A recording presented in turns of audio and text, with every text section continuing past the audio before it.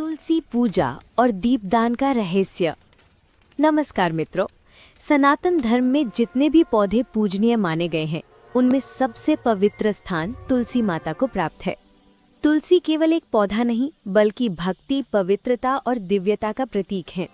शास्त्रों में कहा गया है, तुलसी दलम यस्य न करिष्यति पूजनम न तस्य लभ्यते पुण्यम शतजन्मार्जितम ध्रुवम। अर्थात जो व्यक्ति तुलसी माता की पूजा नहीं करता उसे 100 जन्मों का अर्जित पुण्य भी व्यर्थ चला जाता है। कहा जाता है कि भगवान विष्णु ने स्वयं तुलसी माता को भक्ति की देवी का स्थान दिया है। तुलसी के बिना कोई भी पूजा अधूरी मानी जाती है, चाहे वो श्री हरि की हो, श्री कृष्ण की या फिर श्री राम की। तुलसी के पत्ते अर्पित करने मात्र से ही भगवान प्रसन्न हो जाते हैं। लेकिन मित्रों, क्या आपने कभी सोचा है कि संध्या के समय तुलसी माता के पास दीपक जलाने का रहस्य क्या है? क्यों हर स्त्री शाम होते ही तुलसी चौरे के पास दिया जलाती है? क्या ये केवल एक परंपरा है या इसके पीछे कोई दिव्य कारण छिपा हुआ है? एक बार देवी सत्यभामा ने भगवान श्री कृष्ण से यही प्रश्न किया कि प्रभु, ये बताइए कि जब हम तुलसी के समीप दीपक जलाते हैं तो इसका फल क्या होता है? इसका क्या आध्यात्मिक महत्व है? भगवान मुस्कुराए और बोले, हे सत्यभामे, ये प्रश्न केवल तुम्हारा नहीं, समस्त मानव जाति का है। तुलसी के समीप दीपक जलाने से मनुष्य के जीवन से अंधकार मिटता है, न केवल बाहरी बल्कि अंतर का अंधकार भी।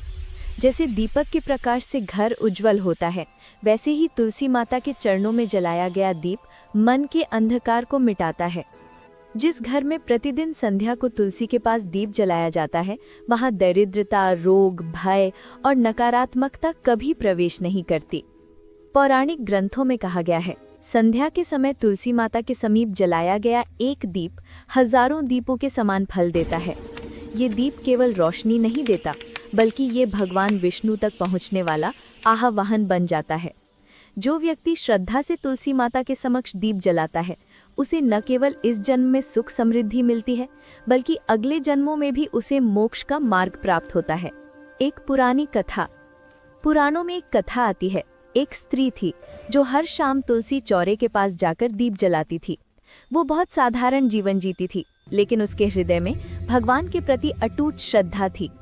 जब वो मृत्यु को प्राप्त हुई तो यमदूत उसे लेने आई, परंतु उसी समय भगवान विष्णु के दूत प्रकट हुए और बोले, ये देवी तुलसी माता की भक्त है, इसके हर दीपदान ने इसके पापों को जला दिया है, अब ये हमारे साथ वैकुंठ जाएगी। ऐसा है तुलसी माता के दीपदान का अद्भुत फल। मित्रों, तुलसी दीपदान की विधि। संध्या समय जब सूर्य अस्त होता है तब तुलसी माता के पास जल, फूल और दीप लेकर जाएं। पहले तुलसी माता को प्रणाम करें, फिर जल अर्पित करें और तत्पश्चात घी या तेल का दीप प्रज्वलित करें। दीप जलाते समय ये मंत्रों बोलें, तुलसी देवी नमस्तुभ्यम नमस्तुभ्यम हरिप्रिये नमस्तुभ्यम जगद्धात्रे तुलसी पुण्ये नमो अस्तुते। इसके बाद तुलसी माता से कहें, हे माता, जैसे ये दीप चारों ओर प्रकाश फैला रहा है, वैसे ही मेरे जीवन से अज्ञान और पाप का अंधकार मिट जाए। तुलसी दीपदान के फल। तुलसी दीप जलाने से घर में धन, सुख और शांति का वास होता है। संतान दीर्घायु और धर्मनिष्ठ होती है। दाम्पत्य जीवन में प्रेम और समरसता बनी रहती है। और सबसे बड़ा फल, आत्मा को आध्यात्मिक प्रकाश मिलता है। भगवान श्री कृष्ण ने कहा है, जो व्यक्ति तुलसी के समीप दीप जलाता है वो अनंत जन्मों के पापों से मुक्त हो जाता है।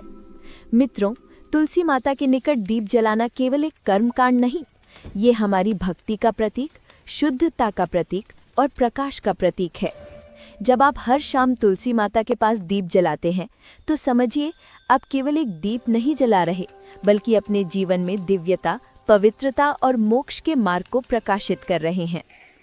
मित्रों, माता तुलसी केवल एक पौधा नहीं बल्कि स्वयं श्री हरि की प्रिया है।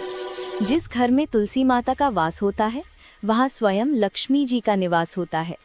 इसलिए कहा गया है, यत्र तुलसी तत्र हरिः, यत्र हरिः तत्र लक्ष्मी ही। अर्थात जहाँ तुलसी होती है वहाँ भगवान विष्णु का वास होता है, और जहाँ विष्णु होते हैं वहाँ माता लक्ष्मी कभी दूर नहीं जाती। पुराणों के अनुसार तुलसी माता का वास्तविक स्वरूप देवी वृंदा है।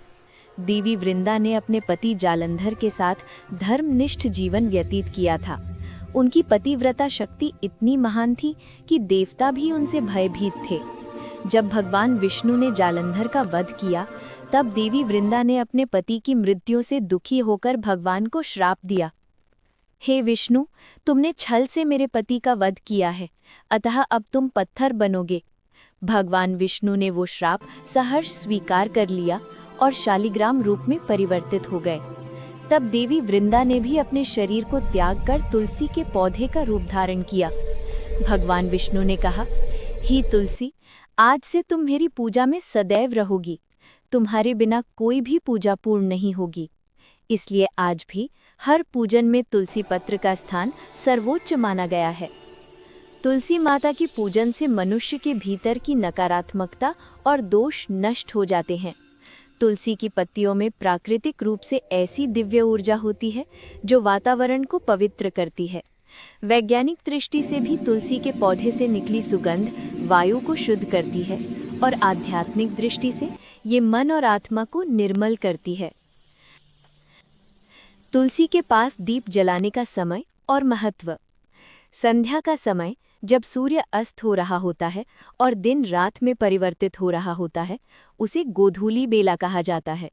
ये वो क्षण होता है जब देवता पृथ्वी पर विचरण करते हैं।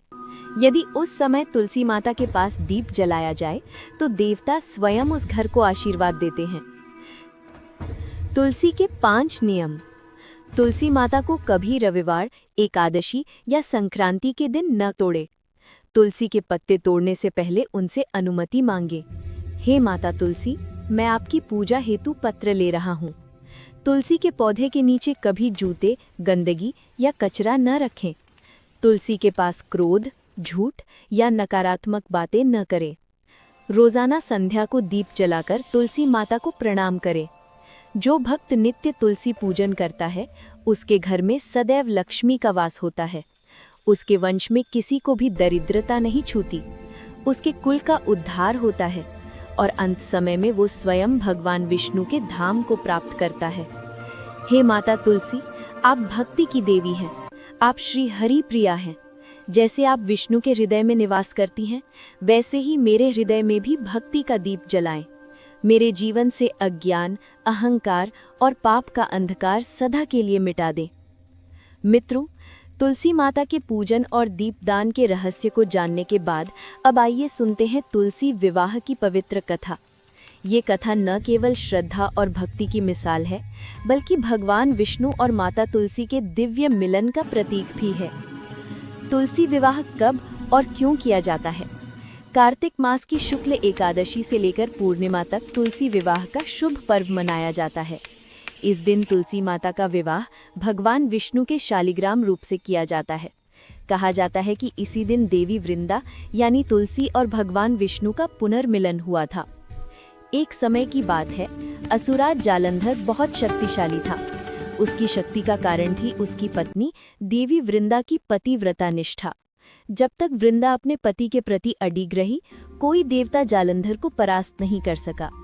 देवताओं ने भगवान विष्णु से प्रार्थना की कि वो जालंधर का अंत करें। भगवान विष्णु ने जालंधर का रूप धारण कर वृंदा के समक्ष प्रकट हुए।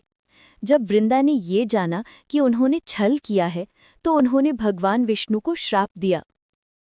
हे विष्णु, तुमने मेरे पति के रूप में आकर अधर्म किया है, अतः तुम पत्थर बनोगे। श्राप के प्रभाव से भगवान विष्णु शालिग्राम शिला बन गए। वृंदा ने अपने शरीर का त्याग कर वहीं से तुलसी के पौधे का जन्म हुआ।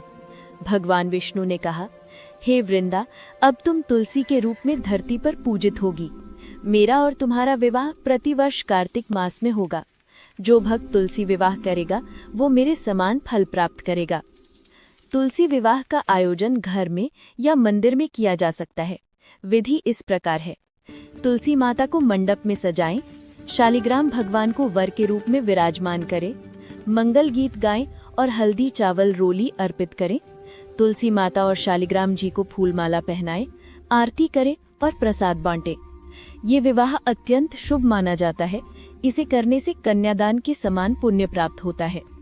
घर में सुख, शांति और समृद्धि आती है। परिवार में प्रेम और एकता बनी रहती है।